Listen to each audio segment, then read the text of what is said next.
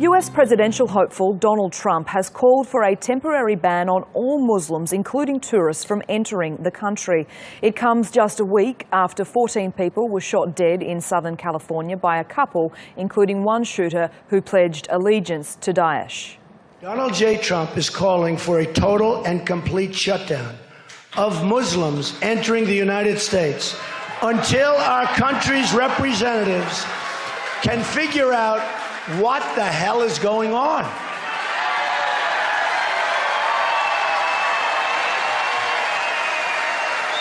We have no choice. We have no choice. Well, unlike the crowd there, his comments have been greeted with almost universal criticism, including from his fellow Republican presidential candidates. Former frontrunner Jeb Bush called Mr. Trump unhinged. Senator Marco Rubio accused Mr. Trump of habitually making offensive and outlandish statements. And Ohio Governor John Kasich summed it up as just more of the outrageous divisiveness that characterises his every breath. Well, Nihad Awad is the National Executive Director of the Council on American Islamic Relations, and he joins us now. Nihad, thank you so much for your time. We've just heard some very scathing comments in reaction to Mr. Trump's comments.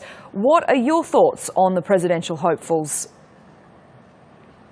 My thoughts are all like Americans. We were outraged to hear his inflammatory statement causing division in America, and he sounded like very unpresidential and scary. I know that Donald Trump has been entertaining in the past few weeks, but he's becoming scary because he's trashing the United States Constitution. He's trashing the history of America being an open home to all immigrants from all over the world, as long as they abide by the U.S. laws and U.S. Constitution.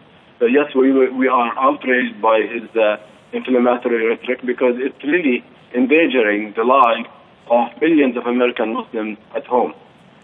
Nihad, Donald Trump is leading the Republican candidacy by more than 20%, so presumably there is a lot of support for his opinions and values.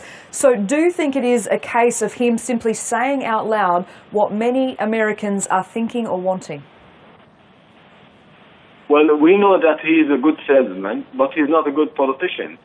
And it's unbefitting for someone who wants to assume the highest office of the land to divide Americans. I know that he's speaking to an angry crowd, a fearful crowd, who are concerned about their safety and security, and that's understandable. But the majority of the American people will reject his call to divide America and to block Muslims from coming to the United States, because this is, again, it's un-American and unconstitutional. So while he's appealing to the fear of the few in America, I'm just very assured that the general public will reject his call to block Muslim Americans just because they are Muslim. This is not who we are as Americans, and it is going to give America a bad name around the world. Nihad Awad, thank you so much for joining us with your insight this evening.